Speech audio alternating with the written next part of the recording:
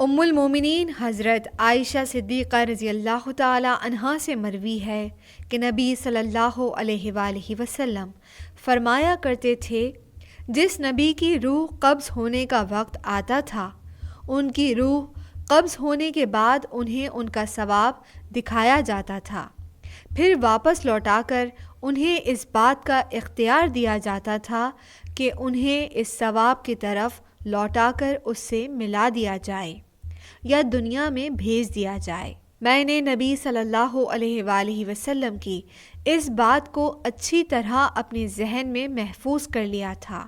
مرض الوفات میں نے نبی صلی اللہ علیہ وآلہ وسلم کو اپنے سینے سے سہارا دیا ہوا تھا کہ اچانک میں نے نبی صلی اللہ علیہ وآلہ وسلم کو دیکھا کہ آپ کی گردن ڈھلک گئی ہے۔ میں نے سوچا کہ شاید نبی صلی اللہ علیہ وآلہ وسلم دنیا سے رخصت ہو گئے ہیں۔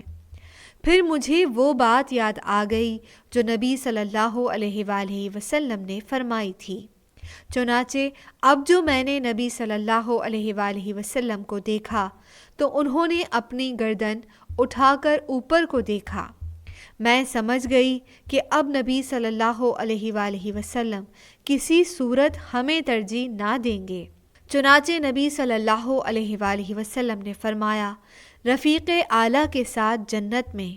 ارشاد ربانی ہے، ان لوگوں کے ساتھ جن پر اللہ نے انعام فرمایا، مثلاً انبیاء کرام علیہم السلام اور صدیقین۔ مسند احمد حدیث نمبر 23359۔